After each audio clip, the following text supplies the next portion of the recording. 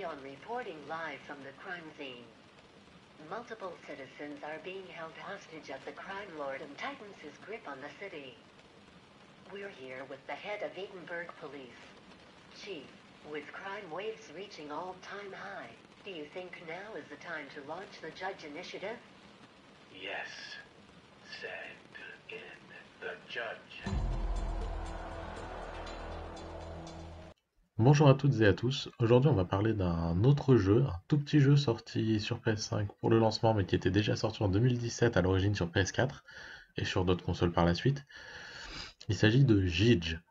Alors comme vous le voyez au nom du jeu est un peu hostile, en fait le jeu est directement inspiré de Judge Dredd, même si en absence de droit il a décidé de s'appeler Judge.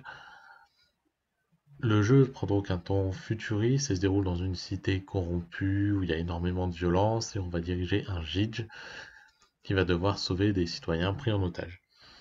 Divisé en 4 actes, le jeu est en fait typiquement un twin stick shooter ou plutôt dans le même genre, même si c'est pas tout à fait ça, dans lequel on va avancer, tirer sur les ennemis en essayant de pas tuer les otages, puis ensuite sauver les otages. Il y aura des petites missions, des petits objectifs annexes à effectuer avant de repartir dans son véhicule et de s'en aller pour une nouvelle mission.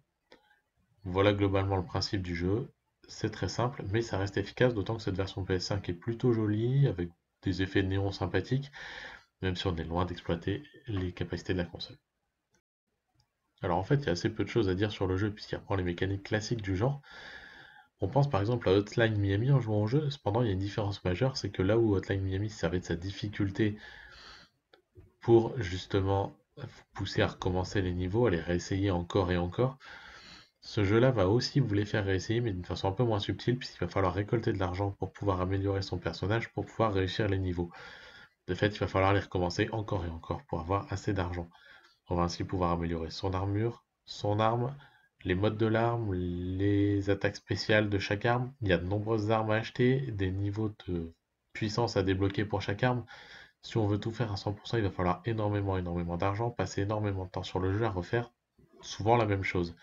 Alors certes, les niveaux se déclinent en deux versions, une version facile et une version hardcore qu'on débloque quand on finit l'acte, mais ça reste un peu limité pour justifier le fait de refaire encore et encore la même chose finalement.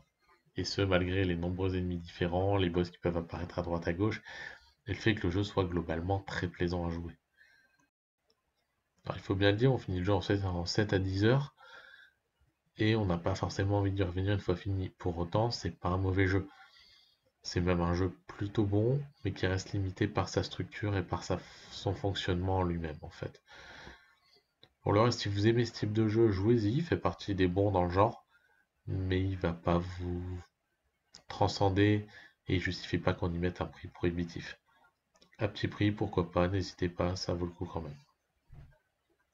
Si vous avez joué à Judge, n'hésitez pas à laisser votre avis sous la vidéo, à dire ce que vous en avez pensé, et je vous souhaite une bonne journée à tous.